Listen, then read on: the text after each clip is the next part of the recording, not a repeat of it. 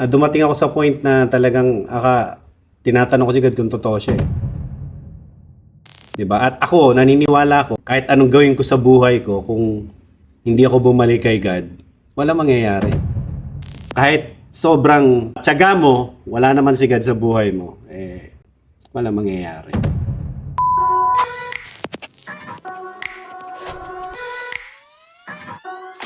Welcome back! Lahat tayo may storya. Lahat tayo may kwento. Lahat tayo may storyang pwedeng ikwento. Ako po si Audra para sa One Studio. Ikaw na nanonood ngayon, kung sa palagay mo ikaw ay bagsak o nahihirapan at wala ng pag-asa. Pues, sinasabi ko sa iyo, mayroong pag-asa. At para kwentuhan tayo ng kanyang storya ng success o pag-asa, narito ang aking kumpare at ang pinagmamalaki, si Boss Randy Benyo. Randy, kamusta? Salamat, brother. Ito, okay naman. Anong pinagkakabalahan natin? Saan ka ba galing ngayon? Sa work, mo naman, talagang daming trabaho, pero nahiya ako sa'yo dahil naman, magpasalamat muna ako sa sponsor ko. O bagong gupit ka mo, ha? Siyempre. Pero bago sa lahat, salamat. Salamat sa invitasyon mo. At least natuloy din. Oo nga, Oo. tagal na. Ilang taon din nating pinag-isipan. Kaya nga, tagal. Pero, kamusta ang work mo ngayon? Usual. Okay naman. Busy. Busy. Ah. Which is good. Oo. Busy. Medyo tiring, of course. Alam mo na, kahit ganun tayo kapagod, pag nagsabi ka, boss, alam mo naman, hindi ako makahindi sa'yo. Salamat, salamat. Pero, bago lumalim ang ating kwentuhan, bigyan mo muna kami ng background kung sino ba si Randy, saan ba siya nanggaling, ano bang ginagawa niya sa Philippines. Okay. Yung narinig ko yung intro mo, bagsak no? Ang dami kong bagsak sa buhay. Ibagsak mo na yan. Ang dami bagsak sa buhay. Hindi, laking ako Actually, family namin, Marikina talaga. Ah, So, nag-move lang kami ng across the bridge. So, San Mateo na yon, which is Banaba. So, laking Banaba ako. Talagang doon na ako lumaki. kamusta yung buhay doon sa Banaba? Masaya. Noong time na yon, masaya. Konti lang ang neighborhood. Bukid. Oo. Laking, alam mo na, laking bukid. Yun din may livelihood ng family, di ba? Mga tito ko, tatay ko, mangingisda, magsasaka, yung mga ganun ba, farmer. So, syempre, as yun yung environment mo, natutunan mo rin yun. Kasi you have to learn Di ba? Ilang kayong magkakapatid? 5. So, magaling yung parents ko Babae, lalaki, babae, lalaki, babae. Oo. So, pangapat ako. Oo. Oo, alternate. So, 2 kaming lalaki lang talaga. So, si kuya, nasa langit na. So, Pagkukwentuhan natin mamaya si Kuya. So ano yung buhay niyo yun? Sabi nasa bukid kayo. sabi ko masaya na mahirap kasi, alam mo, nung time na yun, mahirap ang pera. Tapos, yun nga, talagang kailangan as early, no, as young, natuto kami magtrabaho dahil kailangan mo tumulong sa family. Kailangan tulong-tulong, no, as pag-anihan ng any season fruits. Magtitinda kami sigurado yan, or vegetable, titinda kami yan. Pag-anihan ng palay, taniman ng palay, nandun din kami. So, as young talaga, natuto kami magbanat ng buto. Lahat kayo magkakapatid. Pero nakita ko, habang nagkakaisip ako, nakikita ko, ang hirap pala ng buhay namin. Mahirap kasi. As in, alam mo yun, bahay namin, siguro, masasabi ko, parang double garage lang, yung size. Lupa. Wala Sahig, kaming lupa. sahig. Tapos may kapraso lang doon na may parang plywood, doon ka matutulog, doon ka kakain. Pero basically lupa 'yun. Oo. Wala kaming upuan, couch, walang table. So ganon kami lumaki. Gagawa ko ng assignment, lilipat ako sa lola ko kasi may ilaw doon Wala ding kuryente. walang kuryente nakalaking. Kaya as early as young, naiisip ko bakit Bakit ganito? Ba't parang ganito? Parang ang hirap ng buhay namin. Hindi pa lang parang. Ang hirap pala ng buhay. Kasi nakita mo yung iba, Oo, yung mga kaya, classmate mo, oo, yung mga classmate ko, makita ko, pag, pag recess na, may mga baon sila, fried chicken, alam mo yun? oo. Ako, fried egg, hati pa kami ng Hati- kapatid ko. Alam mo yun, yung mga ganun ba na, as early, sinasabi nga ng mga tito ko, nung malita ko, matured daw yung isip ko. Kasi, nakita yung hirap ka agad eh. Yung alam mo yun, dahil kahit gusto mo maglaro, pero kailangan kong sumama sa tita ko, sa nanay ko, magtitinda kami. Titinda. Alam mo yun? So, So, yun ang buhay. Talagang ano, talagang sabi ko, parang, yun yung nag-drive sa akin na sabi ko, bata pa lang ako, sabi ko, ayokong ano, sabi ko, gusto kong iahon yung family ko sa hirap. sa hirap. Oo, ang hirap talaga eh. Alam mo yung mag-aaral ka, sa school, minsan pambahon mo, wala pambahon, di ba? Paano yun? Makalabs kura mo nun. Ano naman, meron ka naman baon pero not enough. Minsan, alam mo yung high school ka na, minsan may baon ka pang, may baon kang rice eh. Alam mo pag high school, nakakayang kumain. Kumain. Di ba? Gusto, lahat sila bumibili. Ikaw, Siyempre, yun yung mga may crush. kakain mo, di ba? So, yung mga ganon. Yun yung buhay noon dati. Yun yung sitwasyon na yun ang nagpamulat sa na. Oo, actually, sabi ko nga, bata pa lang, kahit nung high school ako, paglabas ko ng school, nagwo-work ako niyan, nagsa-sideline din ako sa mga rattan crops. Kahit ano yun. Parang working student. Oo, basta paglabas ko, pag weekend, ganyan. Tapos, ano pa yan, nagtitinda pa akong pandesal niyan ha. Sige, ano yung mga naging sideline mo nun? Nako, grabe. Balikan Bata, natin yun. Pandesal. Pandesal. Oo. May benta ka ng pandesal. Pagkatapos Pandesal. ng school. Nagtinda ako ng mga prutas, gulay. Munti ko na maintindihan yung sarili ko, wala lang bumili. Per kilo ba yun? Wala lang Buti bumili. na lang, walang bumili. Walang bumili. Ganun Oo, talaga. ganun, no? Yung drive mo na, Actually, hindi lang naman ako. Lahat, magkakapatid kami, talagang tumutulong kami talaga sa family. dahil Kanya-kanya kami ng ano. diskarte. Oo. Dahil nga, alam nyo na mahirap Oo, kayo. kasi normally, yung pagka-everyday, makakatikim lang kami ng karne. Chicken. Pag sasahod na si nanay, alam mo yun, yung kasi nanay ano yung si nanay na, tawag doon? Shoemaker, yung magawa ng sapatos. May tawag doon eh. Hindi naman sapatero, kasi sapatero lalaki yan eh. Oo. Sa patera. Natutunan ko rin yan, kasi tito ko may gawa ng sapatos. So kaya hindi kami bumibili ng sapatos noon, ginagawan lang kami ng tito ko. Kung gumawa pa ng sapatos yun, ang laki. Kasi lalaki pa yung Lalaki. Oo, ganun din Ganun kami. ba? Si nanay sa kasi tatay ko, pag bibili kami ng Oo. sapatos, Dapat, malaki ng konti. para makatipid, di ba? Hindi ka na, Oo. Oo. so ganun yung buhay dati. Oo. Hmm. Grabe pala yung mga Oo. sitwasyon na ganun. Siyempre, hindi nyo magdadrive sa'yo para... Oo, kasi nako-compare mo rin eh. Bakit yung classmate ko? Bakit yung kapitbahay namin? Alam mo yun? Tapos nakikinood ka lang ng TV, mga... classic yan. Oo. Yung mga mahihirap nung araw. Shout out sa mga nakikinood ng TV nung araw. Tapos ngayon, may 75-inch TV na. Tapos, nakikinood ka na lang, ikaw pa yung gustong, huwag niyo po ilipat. Nakikinood. Naalala mo nung naalala ko, elementary days, pagpasok, alam mo, grade 1, grade 2, Oh. mga classmate ko, mga bago yung bag niyan eh. Ako yung gamit kong bag, for the start, sabi ng ate ko, hindi, simula lang yan, bibilang ka namin. Plastic bag. Plastic bag, pero national bookstore naman. Social. Plastic bag, national bookstore. Lahat sila naka-bagpack eh. Uso yung bagpack nun eh. Ako plastic bag. Ano to? Grade 1, grade 2. Oo, mga ganun. Nasa ganun. Alala mo pa na- Kahit grade 5, grade 6. Oo. Mahiya ka na Oo, nun. may syempre, may crush ka na nun. Oo. Tapos, ano ka ba? Yung Ano mga pa ganun din? National Bookstore pa din, o? National bookstore pa rin. Alam mo yung national bookstore, kulay red pa yun. Red diba? na may stripe. Oo. Oh, yun. Shout out sa National Bookstore. So, after ng high school, siyempre, kumuha ka ng course. Oo. Kung nakatapos ka ng high school, Oo, nung sawa naman ng Diyos, dahil, yun nga, kahit konti, nagtatrabaho ako kahit, alam mo yun, para makakuha.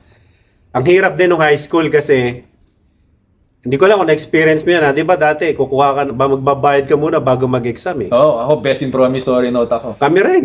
Alam mo yun, nakaupo ka na, mag-exam ka, palalabasin ka muna. Pupunta ako sa Gumawa cashier, kayo ng promissory register. note. Oo. Oh, hindi ka makakuha ng exam. Nako. Yung mga ganong situation ba na parang I feel you, brother. oh, naiipon sa'yo, di ba? Parang, bakit ganun? Parang ang hirap ng buhay. Oo, mag-exam ka na lang. Oo. Hindi ka pa pala bayad. Tapos- so, magpo-promissory note ka. Sabi ko, Nay, magka-college ako. Sabi nung nanay ko, natakot yung nanay ko eh. Sabi, anak, pasensya na, wala tayong ano eh. Wala tayong pang gastos. Oo. Eh, ano ba gusto mong kunin sa college mo? Eh, gusto kong maging engineer eh. Engineer. Ah, di ba? Mahal Noong time Oo. nun, pag sinabing engineer, eh, ano ka, di ba? Kaso, yun nga, Magastos. magastos. Pero sabi ko sa nanay ko, Nay, sabi ko, Nay, don't worry, magwo-work ako. Magwo-work ako, sabi ko, while studying. So, in short, nag-exam ako sa PUP. Santa Mesa, ah. Imagine, from San Mateo. Ano yan? Grabe. Layo. Exam ako noon. Sinama lang ako nung classmate ko nung high school, to be honest, na, alika, sama ka, Mag-exam tayo. exam. Entrance Kasi may exam. coach sila eh. Oo. Hindi, sama ako. So, magkano bayad namin nun? Mura lang. Tila 60 pesos lang ba yun? O, 60 pesos, naku, Hindi ko baka alam. na Hindi yun. ko matanda. No? 60. Basta may... Ngayon, ang problema, nakakotse kami, dire-diretso na kami sa room. Kailangan palang bumili ng pencil. O, paano yun? Yung classmate ko, may dalang pencil. Ako, wala. Ginawa ng classmate ko, Hinate. hinati niya. Yung may eraser sa kanya, sa akin wala. So, ibig sabihin, pag nagkamali ako, Hindi pwedeng burahin. wala akong eraser eh. So, exam. Sabi ko ganyan, sige. So, wala na akong ibang pinagtaken ng college or university. PUP lang. PUP. Pag mechanic sana. Oh, praise God naman, nakapasa ako. Naka-receive ako ng nakapasa ako. Then, yun na, diretso na. So, gusto ko maging engineer, di ba? Punta ako doon, in-interview ka, pa-in-assess, sa anong gusto mong course? Engineer po. Anong engineer? Mechanical engineer Mechanical po. engineer. Oh. Sabi niya, you're not qualified in engineering because you have one line of 8. Something ganyan. Oo. Sa mga grade mo ng high school. Oo. Lagi akong top 2 nun, Brad eh. Kasi lahat ng classmate ko, top 1. Oh. Ikaw lang yung top 2. So, Lolo. hindi, in short, hindi talaga ako pumasa sa engineering. Engineer, Kasi oo. PUP, di ba? Ano yan eh? Saan ka bumagsak? Ang sabi nung commerce. Commerce ka, gusto mong commerce? Sabi ko, sige po. Hindi ko alam kung ano yung commerce. eh. Di ko palang sinerch. Anong course sa commerce gusto mo? Hindi pa ako nakasagot. Sinabi, gusto mo ba accounting? Sige po. Di accounting. So, accounting. ginawa mo. Accounting. Nag-accounting ako noon for 1 year. Basic yon, yung puro, ano pa yun, hindi pa major subject eh. Then nag-working student nga ako, dumarating ako sa point na hindi ko kaya yung load. Nagdadrop ako ng subject kasi pagod eh. Oo, kasi malayo. Malayo din. Tapos working student ka pa. Oo, tapos nakapag-stop ako ng 1 sem. Nung bumalik ako, ayaw na akong tanggapin sa accountancy. So, in-enroll ko yung banking and finance. Oo. So, yun yung natapos ko. Natapos mo yung Banking and finance. Oo. Kailan yun? Anong year yung banking and finance? Anong year nga ba yung banking and finance? hindi pa lang 20. Hindi pa. 1990, ano yan. Siyempre, 1996 yan. Kailan ka nag-start? 91. Parang 6 years. parang haba, 6 years. Kinuha mo ng 6 years yung Oo, kasi pre- commerce, normally, 4 years lang yan, di ba? Oo. Dahil nga working student, yung 4 years, natapos ka ng 6 years. Actually, ano pa ako niyan? Tila Octoberian pa ako niyan. Octoberian pa ako niyan. Tinapos mo ng 6 years yung Oo. 4-year course. Kasi biro mo, yung time na yun, yung ano ko nun, gigising ako na maaga kasi PUP. Pagising ko na umaga, tulog sila lahat. Uuwi ako, galing nga ako sa work nun, mga late night na, minsan.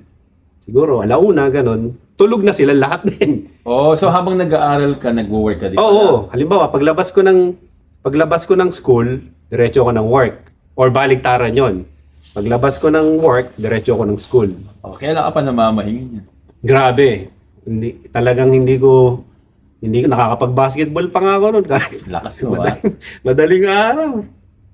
Pero malaking tulong yun kasi nakatapos naman ako. Nakatapos ka naman, ng- no. Which is, Ginapang mo talaga. tuwan-tuwa si nanay kasi, first ako sa magkakapatid na nakatapos ng yung masabi mong may May degree. degree, bachelor, banking and finance. So, syempre, banking and finance, ang mindset ko niya, mag-a-apply ako sa bangko. Oo. Di ba? Hindi ako matanggap sa bangko. After mo mag-aral ng banking of finance, Oo, nag-apply ako, ang daming in-applyan. wala ka naging trabaho. Hindi ako matanggap sa bangko kasi ang hinahanap nila accountancy. Oo. Sabi ko, nainis ako. Ako yung parang dyan, banking and finance ako, ba't accountancy? Di ba? Yung mga ganun. Anong ginawa mo? During that time, actually, yung pa isa, ang isa pang nakakalungkot na nangyari niya, nung busy ako sa pag-apply, hindi ako matanggap, nagkasakit pa ako nun. Oo. Nagkasakit pa ako nun. Talagang, yun yung pinaka-lowest point of my life. Imagine, feeling mo, ang lakas ng, ang taas nung ano mo nung parang, eto na yung, Kasi nakatapos. Sige, nakatapos ginapang na ko ako. to. Oo, di ba? Parang eto na yung, sabi ko rin sa nanay ko, Nay, konting taste na Makakaon lang. na tayo. Makakaon na tayo. Hindi ako matanggap, nagkasakit pa ako.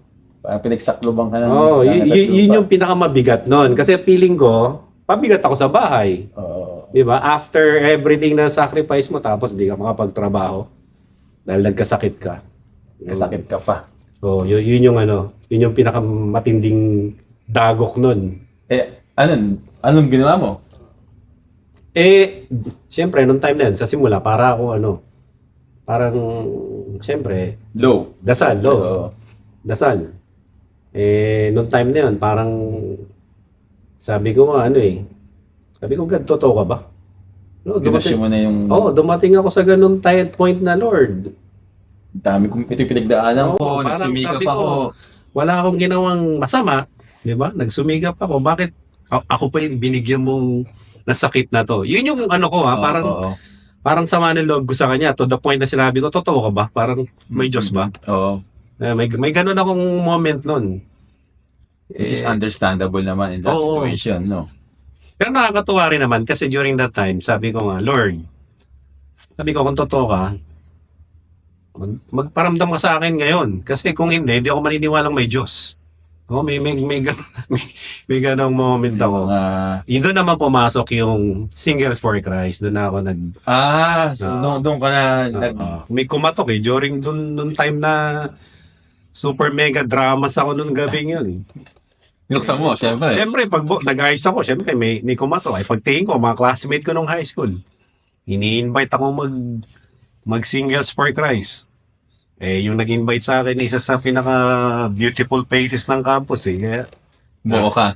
siyempre, nakilala ko, Randy, natanda mo ba ako? Siyempre, nag-yes ka agad ako. To joke. Tinapos mo yung CLP. Oo, Christian Life Program ng Singles for Singles Christ. for Christ. So Natapos para ron mo. sa mga nanonood, member ako ng Couples for Christ, like katulad mo, di ba? So nag-start kami sa Singles, Singles for for Christ. Christ. Which is family ministries ng Couples for Christ. Pero nabanggit mo na may business kayo. Nag-business kayo. Nung time na yun, sa Singles for Christ ako, Tapos wala kang makuhang mo. wala akong trabaho, sakto si Kuya kasi siya talaga yung sa motor, linya ng motor. Ano siya, kumakarera, tapos rider mechanic siya sa Yamaha. Then sabi niya magbukas kami ng motor shop. Sabi ko, sige, tulungan kita. Ako daw bahala sa mga admin work ba, yung mga paperworks, kasi nga, banking and finance. Finance, So, si Kuya yung skill, tapos ako naman dun sa side ng finance. So, yun, nagtulong kami at nakakatuwa.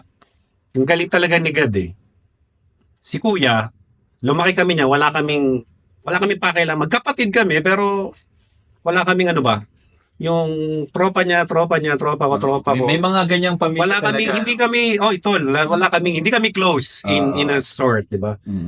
Pero dahil dun sa pangyayaring yon, tapos nagbukas kami ng motorcycle shop, na in love ako sa motorcycle, natuto ko magmotor, kumakarera kami, nagmumotor kami ni Utol, naging magbarkada kami niyan.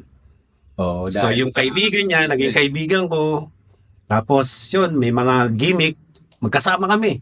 Which is syempre, tuwa rin si nanay, si tatay dahil naging close kami bilang magkapatid. Tapos while we're doing the business, at ang ganda rin naman ng takbo ng business eh. Mga ilang taong tumagal yung negosyo nito? Matagal kasi 90 97, siguro 98 nag-start kami. Up to ano yan eh, tila 2000, siguro mga nakaano rin kami. 5 years, 6 5 years, years, oo. gano'n. Kasi nagkaroon ako ng chance naman to work with the company. So, yun. So, nung may negosyo kayo, syempre, nakikialam ka din sa mga kung paano ginagawa ko, paano ginagawa yung kotse, paano ginagawa yung motor. Nung una, nanonood lang ako kasi nga, syempre, doon lang ako sa table, nagre-resibo ako, Oo. nagano ako. Pero nagtatry ako magbasa-basa ng mga book. Lalo na kasi pag yung motor, bago yan, may book yan, di ba? May Yung mga manual. service book yan, may manual. Sabi ni Utol, Tol, basahin mo nga to. Ikaw naman na yan. So, bagay natutunan ko yung theory. Oo. Then, si Utol yung actual. Then, ang dami na mekaniko, may mga matatanda kami mekaniko na napaka-generous din. Tinuruan ako. So, naging naging interested ako dun sa ginagawa nila. To the point na natuto talaga ako. Natuto ako talagang, denive ko yung skill na yon na talagang nag-research ako, nag-aral talaga ako doon. Kasi dahil gusto mo siya. Dahil gusto ko. Hindi yung formal na aral na nag-aral ako sa TESDA, hindi ganun. Parang sarili ko ba? So, makakabuo ka naman ng motor. Oo, grabe. At yung mga ganong skill ba, parang ano rin yan eh, yan din yung preparation siguro rin ni God kasi yan din yung nagdala sa akin dito eh. Oo. Imagine kung banking and finance ako, baka nasa Pinas pa rin ako, bankero or whatever. Oo. Wala ako rito sa Australia. Oo Di ba? nga pala. Oo, di ba? Sabi mo, naka 5 years ka doon sa business nyo. Ano yung ginawa mo after? Hindi, yung kasi noong time na nagka-problema kasi kami sa business. Di ba, umuupa kami, tapos nanakawan kami ng motor. Ang daming naging problema, kaya nag-close.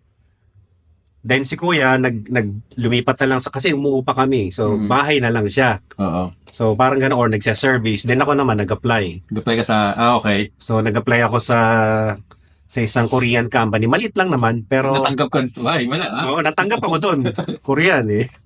Then, natatawa nga ako kasi from the start pa lang, sinasabi ko ron sa may-ari na member ako ng Couples for Christ. So, hindi ako pwede magtrabaho ng Sabado or weekend. Oo. So, Sabi niya, okay lang. hindi naman siya nagsabi, pero paglabas ko sa interview, sabi ko, sinabi ko yun? Baka hindi ako matanggap. Pero, Sa weekend ka makalaki. natanggap naman ako. Nagsimula rin ako as mechanic doon.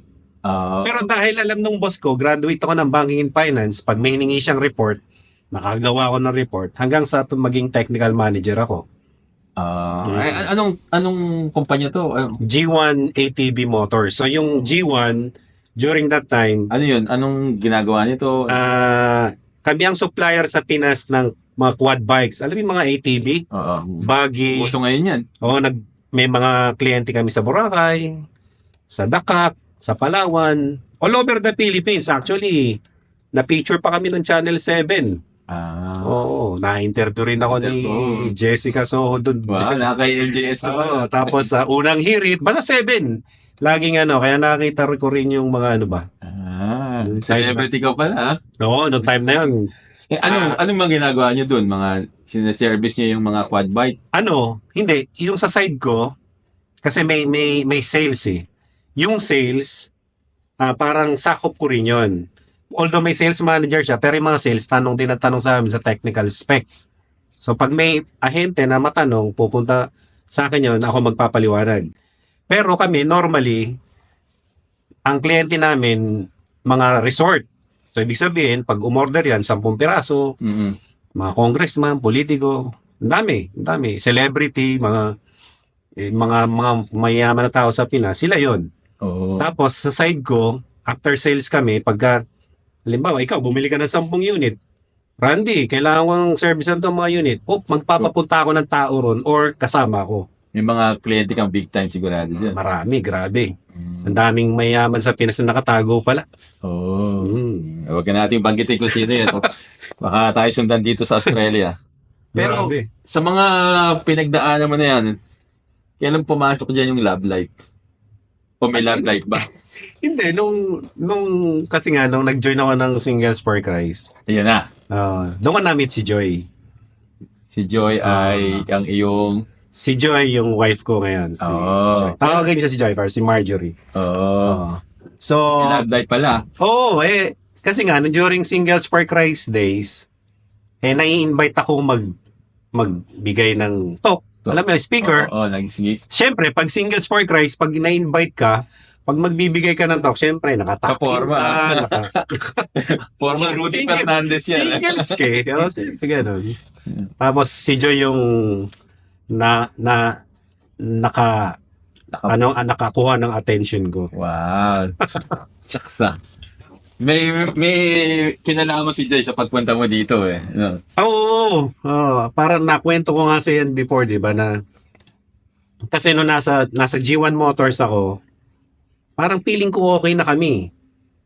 Maganda naman yung sahod ko, tapos si Joy nagwo-work, then nag-put up kami ng t-shirt printing. Parang ikaw, one click, no? May t-shirt printing kami. Nag-printing din pala kayo. Oo. Ayun, Ano yun? Yung silk screen yun, ha? Hindi yung digital. Magkasama na kayo ni Joy. Ano na kami ni Joy noon. Tapos si Joy naisip niya, alam mo yung scramble? Yung may mga toppings? Oo. Siya naman yan. So, nag-stall kami sa bahay, tapos lumakas, nag-branch out pa kami, may stall pa kami. Tila nakadalawa pa kami na, bali 3.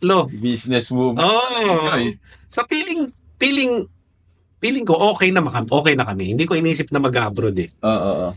So, yun, nakakatulong din sa family, mga, ano mo ron, ano mo, then, may mga kabatch ako nung high school, tsaka kasama ko Singles for Christ, dito sa Couples for Christ, nasa New Zealand.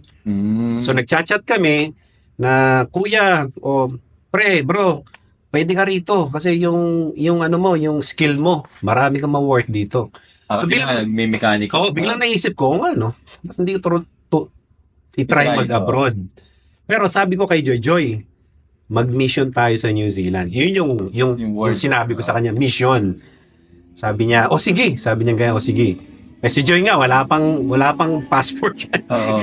Kasi ako, during my work in G1 Motors, pumunta kami ng China ng boss ko eh.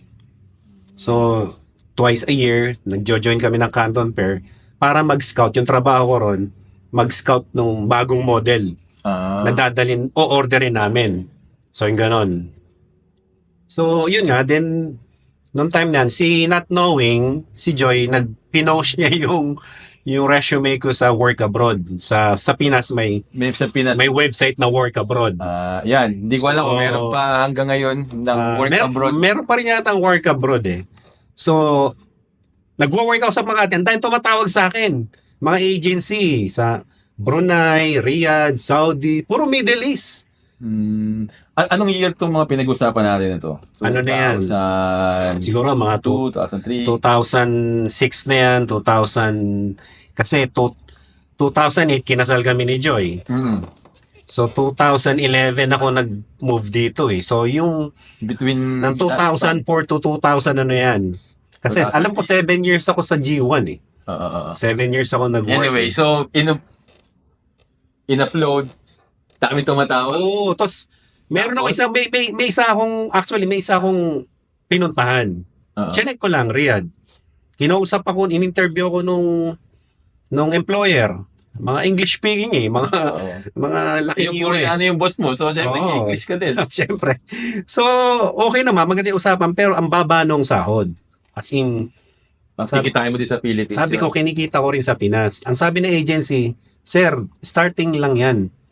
Pero, hindi ko alam. Kasi sabi ko, pag-isipan ko. Middle East to. Middle East. Sabi ko kasi, mahirap din yun. So, Middle East. And, yun nga, may isang tumawag, Australia daw. So, hindi ko alam na Kennards. Which is Kennards, ngayon ako nagwo-work. Then, sabi ko, sige. Pero hindi ko sinabi kay Joy. Then, nag-move ako ron sa application. Wala akong sinasabi kay Joy. Kasi sa feeling ko, lokohan to eh. Ngayon, pag siningil ako, Di na. hindi na ako tutuloy. Oo. Kasi ganun sa atin. Oo, pag hingan ka ng placement, di ba? Oo. Hindi ako tutuloy. Pero ang galing, nung final interview, in-interview na ako ng mga taga Kennards, galing dito sa Australia. Panel interview, 3 sila. Doon ko sinabi kay Joy na merong interview. Doon niya pala nalaman. Pumasa ako. So lahat, ang galing nung Kennards kasi lahat ng gastos kanila eh. Magpa-Xerox ka, medical, even airfare, papunta rito, sila lahat. Wala ako talagang ginastos kahit 5. Galing naman. Ang galing nung plan ni God eh, kasi kala ko okay na ako ron eh. Pero naiisip ko, na-realize ko, nag-work ako sa Korean company which is boss ko, Korean, nag-i-English na ako doon. Siyempre, kahit Englishan kami ng ano.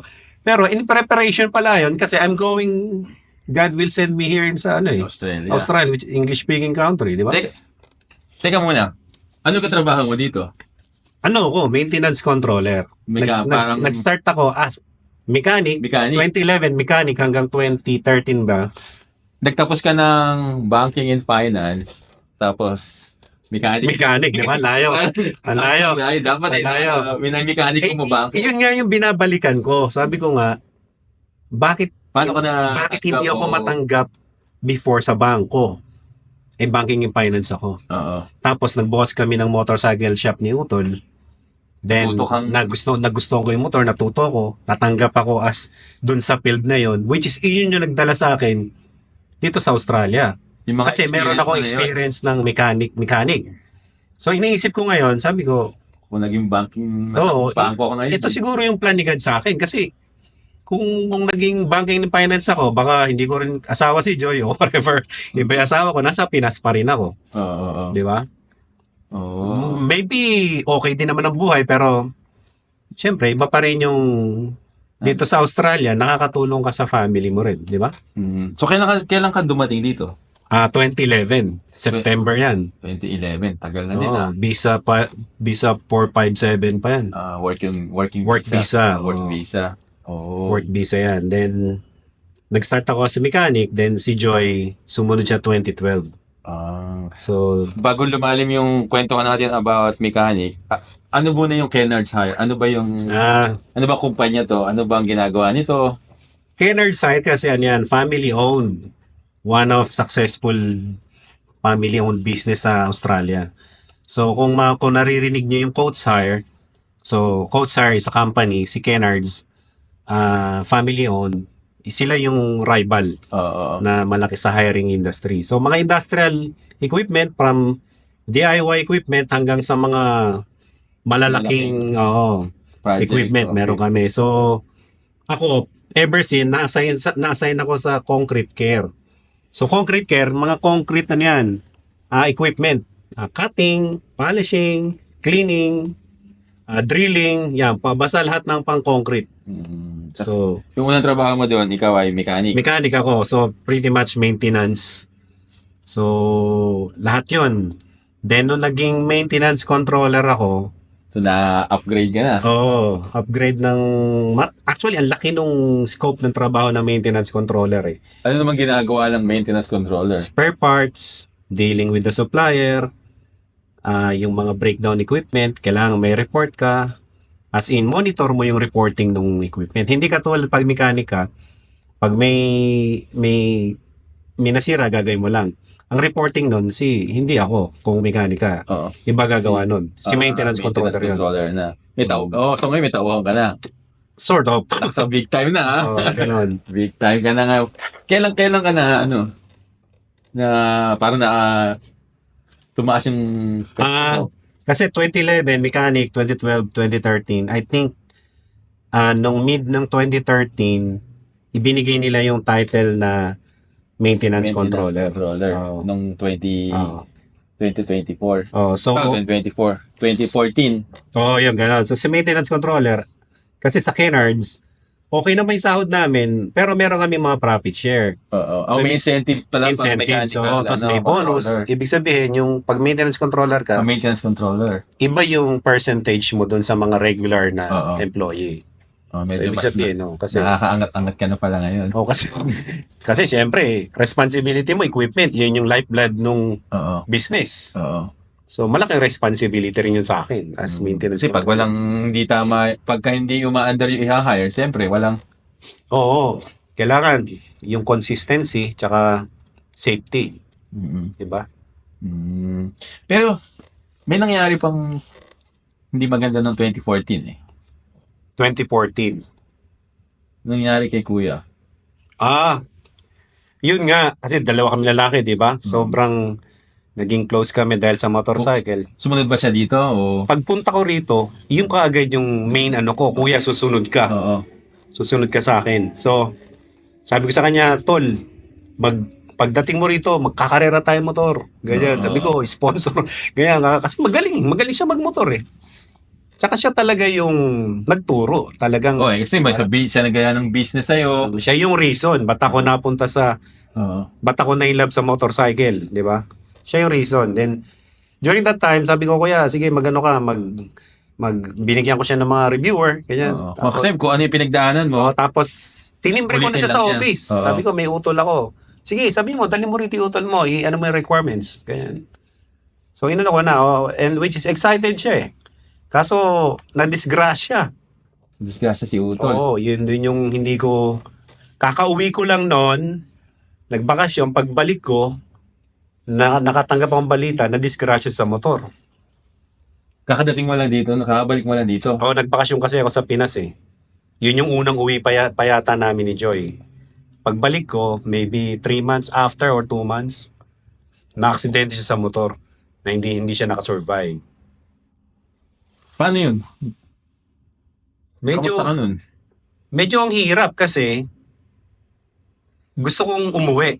Pero hindi na rin ako parang, kasi feeling ko, galing kami sa Pinas, galing sa gastos, then sabi ko, yung ipapamasahe ko, padala ko na dyan para kay kuya. Ganito, Para mas ganyan. makatulong. Pero sa akin, wala namang ano yun eh. Ang pinanghinayang ko talaga ron, yung magiging buhay niya. Pagdating dito. Unang-una, may katulong ako sa family, di ba? Dalawa Oo, kami. Dalawa. Oo. Tapos, yun na yung chance niya rin to, ano ba, Parang maging maganda yung buhay niya. Then, Di, parang thank you na din sa kanya, di ba? Kasi oo, parang siya yung dahilan, naging dahilan, no? Kung oo, bakit lahat.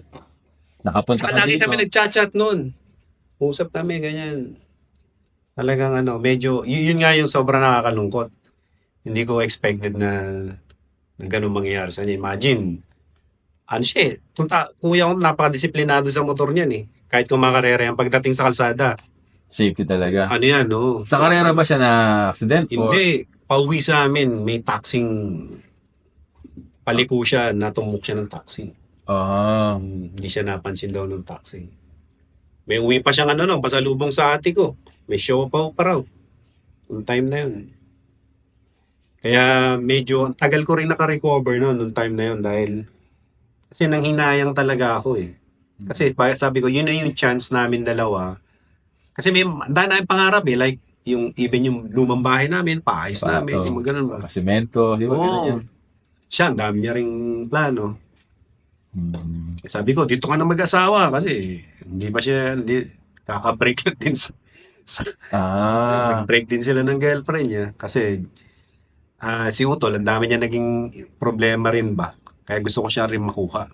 Para start fresh. Mag-start, no? Oo. Mag-start. Start fresh. Hindi naman na inalaw na makapunta siya rito. Ano yung namimiss mo kay Utol? Hindi, si Utol kasi ano eh, mas kung mukha ko seryoso siya, komedyante yan eh. Sa family siya. Opposite wala kayo.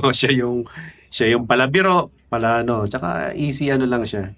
Easy lang. Then, namimiss ko talaga yung pagmumotor namin dalawa. Kasi magkano kami, wala kami pang pinag-usapan kundi motor eh. Motor. Kaya even yung mga plano naming maging business, kahit nasa Pinas siya, yung mga piyesa-piyesa ng motor, mga ganyan. Ang dami, yun yung isang kinamimiss ko. Tsaka every time na uuwi ako kasi, Dinala akong motor. Oo. Kasi alam niya, gagamit ako ng motor eh. May magagamit siya sa akin. Oh, Yun yung ano. mga... Siyempre, mamimiss ko si Kuya. Pero siyempre, life must go on. Oo. Ah, Kaya kailangan lang ano ba. Sa ano lang, sa simula. Pero yun, natanggap na rin naman ng family. Yun nga lang, nakakaano rin dahil imagine, kasi si tatay ko, nag-iisang anak yun. Benyo. oo. Nakakatawa yung kwento ng Benyo dahil kami lang, yung tatay ko lang, tatay ng tatay, lolo ko, siya lang gumamit ng Benyo eh. Nag-iisa na ako ngayon, ako yung isang Benyo. Kasi si tatay, solong anak. Oo, solo siyang anak Tapos eh. namatay pa si Kuya. Yung mga Benyo sa Bulacan, ang ginamit nila Cruz. Hindi nila ginamit yung Benyo. For some Maghahanap ako reason. ng taga Bulacan ako eh. Maghanap ka ng mga Benyo ron. Kasi ginamit nila Cruz dahil nga during time nung panahon daw ng hapon yan, ayaw nilang gamitin yung Benyo kasi natatakot sila. Yung lolo ko matapang, siya lang Benyo. Ngayon, ikaw na lang. Ako na lang kasi nung college, naghahanap ako high school, baka may apelido ako, wala akong makitang apelido. Tinitignan ko yung list ng graduates, wala eh. BBB ako, walang Benyo. Maiba tayo. Kung merong gustong pumunta dito sa Australia, nagpaplano, will you encourage them to go abroad? Kasi honestly, di ba, kung yung pag-abroad hindi naman para sa lahat eh. Pero yun nga tayo, nag-abroad tayo kasi may nag-drive sa atin bakit tayong gusto mag-abroad. Pero coming here to Australia, Australia, isa pa rin naman sa isang magandang puntahan. Di ba? Well compensated ka rito. Malaki matutulong mo, hindi lang for your own family, even relatives. So kung nagpaplano sila, kung gusto nilang mag-abroad, masabi ko, happy ako sa Australia. They try. I-try. Try nila. Wala Kasi namang mawawala. wala mawawala eh. Like, kahit ako ngayon, yung mga kakilala ko, pag nag-opening sa Kennards, talagang sinasabihan ko sila, gusto nyo mag-apply.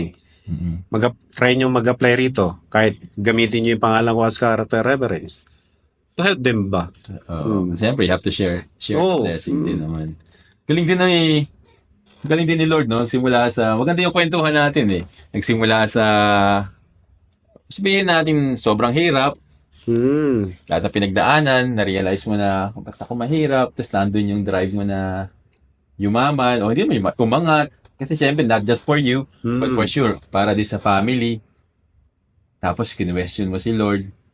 Tapos ngayon, ang dami mo ng blessing. Oo nga eh. Talagang sobrang galing ni God. Nandun yung... Tsaka pinadala pa sa'yo si Joy. Maganda din yung... Kaya lagi akong may joy sa buhay. Di ba? Dahil parang sa kwentuhan natin, parang siya yung naging dahilan kung bakit napunta ka dito. Kasi siya yung nag-post nun. Yun yung story nun. Siya yung nag-post nun. Nung aking resume sa work abroad. Maiksing kwentuhan na lang. Di ba, hanggang ngayon ba nagtatrabaho ka pa sa Kennards Hire? Oo. Kamusta naman ang trabaho doon? Okay bang mga trabaho? May mga Pinoy din ba doon? Okay bang katrabaho mga Oo, Pinoy? marami kaming Pinoy. Nakakatuwa nga si Kennards. Kasi nung nagsimula kami, sabi nung may-ari, yung matandang Kennards, sabi niya na one Filipino per branch lang na mechanic. Basta yung mechanic, Filipino yan. So, medyo careful din siya and napaka-generous nitong si Kennards kasi nga, iniisip niya rin yung mga local Oo. na ayaw nilang, alam mo yun, na para walang maging issue. Pero, ang galing din, salamat din sa Kennards kasi yung tiwala nila sa amin as Filipino worker. Natuwa sila. Ngayon, kami sa branch namin, ilang kami Pilipino ron? 4. Oo, 4 kami. Kasama si Kuya Joel, di ba? 4. 2 lang silang Aussie na local. Kahit saan talaga ang Pinoy Oo. magaling. Work character din naman kasi natin. Sobra tayong rin. Matyaga. Siyempre, sipag. kain tayo sa Oo. sobrang hirap. Kinatyaga. Kasi parang Nagkapang. Sa atin siguro parang normal yun, di ba? Trabaho tayo, kaya trabaho. Dahil namulat tayo sa, hindi ka pwedeng tatamad-tamad, mawala kang trabaho eh. Oo, Di ba? tsaka 5 o'clock hindi ka pwedeng umuwi. Kahit pwede ka na umuwi, di ba? Kahit hindi na, kahit walang overtime pay yun, di ba? Minsan tatapusin mo pa. Mm. So yun yung naging journey ko sa Kennards. Kaya hanggang ngayon, sa Kennards pa rin ako kasi happy pa naman ako sa trabaho. Parang Hindi ganun kalaking sahod, pero napakahamon, di ganun kalaki sahod, ha? hindi naman it's not all about money naman din eh. Kasi unang-una ba't ako nagstay sa Kennards, yung atmosphere, yung mga tao. Yung mga tao. Kaya ako nagstay. Una, yung boss ko, talagang nilulook after niya ako. Tsaka siguro yung mga tao na naipasok mo, may naipasok ka ba sa Kennard? Oo, mahal sila. Kasi natulungan mo din silang makapag-work sa Kennard. Siguro yun din yung parang faith forward, no? Oo, malaking rin. Actually, maraming trabaho talaga sa labas na medyo mas malaking sahod. Pero sabi ko nga, ang dami mong kinoconsider eh. Oh, tsaka rin naman, dahil nga nag-stay din ako, marami rin ako nare-recommend. Oh, yun na nga. So, Diba? you stay there not just because for yourself. Oo. Kasi maybe you can also help In others. fact, yung isang, di ba, si bayaw ko nandito. Yung isang bayaw ko sa pinsan, nakapasa rin. Waiting for visa na lang. Sana, yung pinsan kong inaantay ko, yun na Praise God. Oo nga. Sana, makarating din. Sila lang inaantay ko. Praise God, praise God. Oo. At bago tayo magtapos at tumahaba na yung ating kwentuhan. Napahaba ba yung kwento ko? Oh, pero maganda. Ganda nung mga istorya na pinagkukwento mo sa amin. So I'm sure yung mga audience natin ay may matutunan. Sana may natutunan at matututunan kayo sa kinuwento ni Randy. Bilang pagtatapos naman ng ating kwentuhan, bigyan mo naman kami ng yung mga life lesson. Ikaw bilang nandito ka sa Australia, nagtatrabaho, at saka yung experience mo nung maliit kayo, nung mahirap pa kayo, nakapag-negosyo, nakapunta sa abroad. Ngayon, maganda na ang buhay dito sa Australia. Ano nga ba? Siyempre number one, yung yung tiyaga ba? Tiyaga. So, huwag tayo sumuko kaagad. 'Di ba talagang talagang gift sa atin 'yan eh. Yung alam mo yung drive mo, gift 'yan eh. So kailangan huwag tayong sumuko dahil kasi kung yun na lang yung magiging mo eh. Yun yung magiging bagasa parang yun yung starter mo eh, 'di ba? Huwag ka sumuko. At higit sa lahat, pangalawa, si God. Kasi yan talaga yung 'di ba yung naikwento ko, dumating ako sa point na talagang tinatanong ko si God kung totoo siya eh. Yung mga nangyayari sa atin sa buhay natin, yung di maganda nangyayari, hindi gusto ni God yun eh. Pero si God na andon. 'Di ba? At ako naniniwala ko kahit anong gawin ko sa buhay ko, kung hindi ako bumalik kay God, walang mangyayari. Walang mangyayari. And lahat ng natanggap ko, lahat na nakuha ko, galing sa kanya yun. Kasi ako dumating ako sa point na ganun eh. Nung 'di ba nung college ako, sobrang busy ako, nag-aaral ako. Feeling ko kaya kong bilhin yung gusto ko, 'di ba? Kasi pag sahod, bili ako sapatos, nakatulong ako. Nawala si God sa sistema ko during that time. Ito, puro lakas lang. Oo, kasi feeling ko okay ako eh. Parang meron na akong pera, hindi naman ganun kalaki. Pero, di ba, parang kumikita na ako. Napagbigay ako sa bahay. Pero nawala si God sa sistema ko. Kaya siguro, yun yung naging way na nakilala ko si God dahil bumaba ako eh. Di ba, bumagsak ako after. Tinapikan ni Lord. Gusto ko magtrabaho, hindi ako nakapagtrabaho. Di ba, nagkasakit pa ako. Yun yung time na doon ko nakilala si God. No? Ni-remind pala ako ni God na kailangan Hindi na pala bumalik ako sa kanya, na kahit sobrang tiyaga mo, wala naman si God sa buhay mo, wala mangyayari. Ako for me, like, lahat to blessing ni God. Makilala kita, blessed from God, di ba? So lahat, nandito, even yung pagpunta ko rito, wala akong ginastos. Kasi, si God nga yun eh. Blessing din Blessing yun. ni God Yung yun. iba, 100,000 ginagastos. Wala akong ginastos. And slowly, nakakatulong sa family, then gusto ko sila madala rin dito sa family kasi nga, yun, part yun ng blessing ni God. Kasi yung blessing ni God, You have to share. yung blessing ni God, hindi lang sa'yo yan, pati sa mga kakilala mo, family mo, ano yun. So, yun yung number one. Siguro yun yung number one hindi realization na masasabi kong payo is yung yung faith natin kay God. Huwag natin kakalimutan. Kasi kung wala tayo, no, walang mangyayari sa atin. Maybe meron, pero hanggang kailan yun? Kailan? Tsaka masaya ka ba ron? Di ba? So, ayun. Wow. Salamat, Randy, sa kwentuhan. Salamat din. Salamat. Ayos. Magandang ating kwentuhan at sa mga nanonood, sana ay mayroon kayong natutunan. Ito po si Audra para sa One Studio. Salamat po. Hanggang sa muli.